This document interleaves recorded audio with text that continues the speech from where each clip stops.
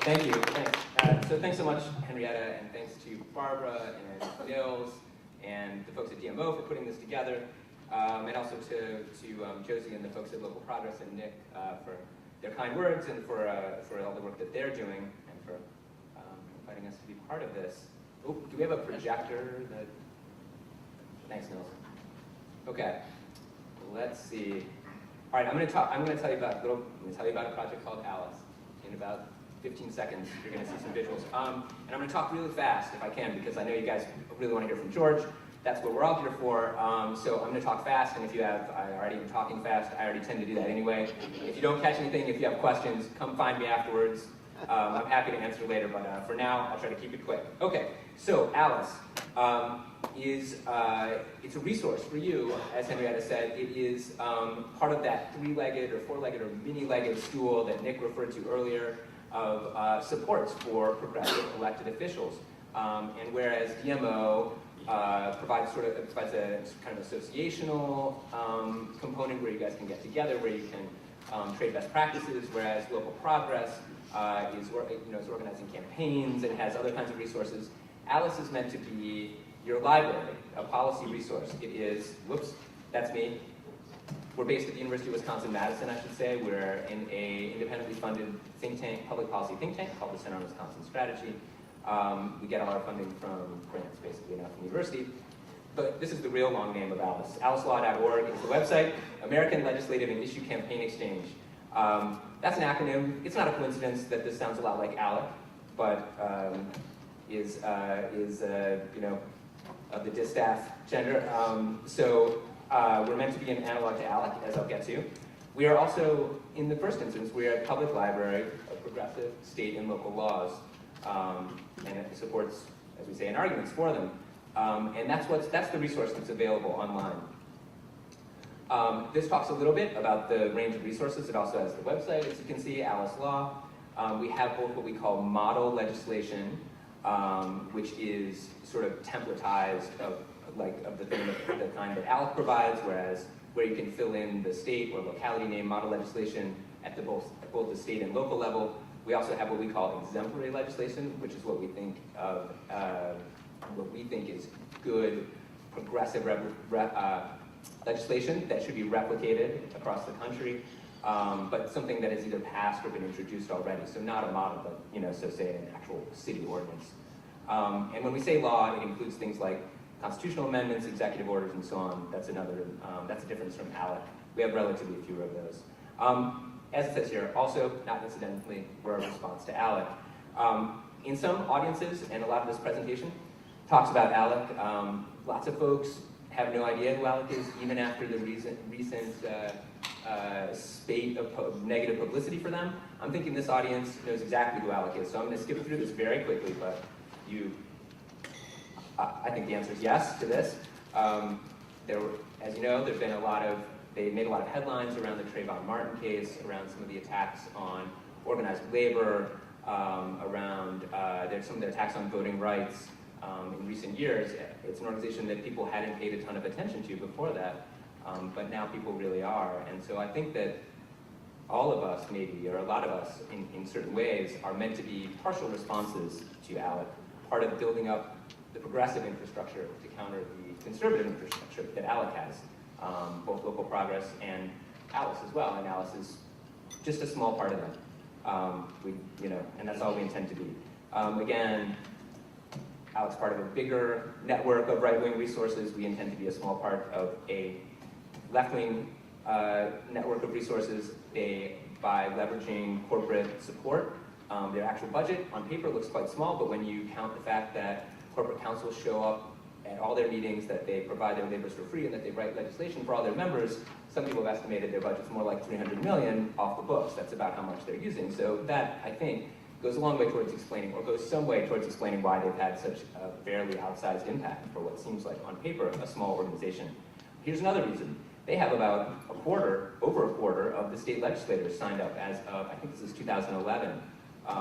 And this shows states that have at least 15% ALEC.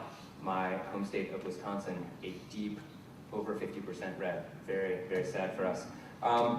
And ALEC has, whoops, I skipped past that, I think that's fine. They have, one of the things they provide is model legislation about, this is what we, some things like this. And as you probably also know, they've been amazingly effective, frankly. I mean, they really have. We call this voter suppression, so basically photo ID laws in states. We do states rather than municipalities. It's way easier to put on a map and the catalog and so on. But and as some of you may know, ALEC is now diversifying. They are expanding into municipalities. There's a new organization called, it's the ACCB, and I can't remember what that stands for, but they've launched a municipal branch of ALEC, and it's now live on their website. You can find it. Anyway, this is how effective they've been at getting photo ID introduced. Also, this is something I need to tell some audiences, but not this one. I worked in DC for 10 years in and around Capitol Hill. This is news, or rather, this is the prevailing view. This is the part that's news.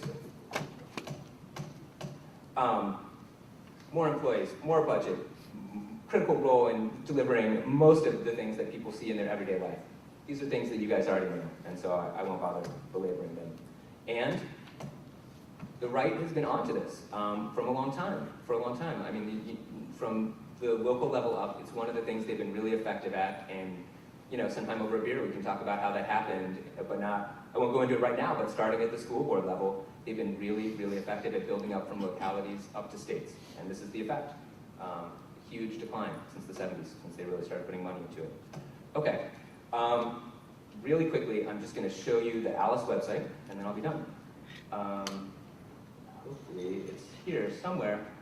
I'm gonna show you the Alice website because this is Alice, this is the heart of Alice anyway. We have some other resources, but what we have is this massive, online, publicly accessible, free to anyone website, database of progressive law, and there's lots of ways to search it.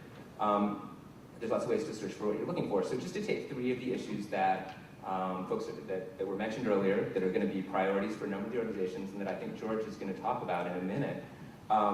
Starting with immigrant rights, we have what are called toolkits for each of these kind of broad policy areas. There's 14 that cover roughly almost every issue that states or localities would interact with.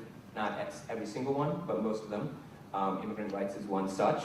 If you click on this, you'll see that we have resources on a variety of, at this point, we have maybe 3 to 5 specific policy interventions or reforms within each area. We're building that out rather rapidly. But so we have information on municipal ID cards, just to take an example. And if you scroll down, you'll see that we have what we call model or exemplary law. I mean, self-explanatory perhaps, but model and exemplary legislation, so the best bills that we think are out there on municipal ID cards. We have supports and messaging, which is the best research and the best messaging that we think is out there. And then we have organizations that work on this issue specifically, in this case, the National Council of La Raza, that you can go to for additional support. We have the same thing for a number of other issues. This is no ESCOM, as we say, oh no, this is no, limiting inquiries into immigration status, again, legislation, supports, resource organizations, and this is about improving language access, which is an important issue for reasons we could go into a different time as well. When we have a little bit more time, same 3 things.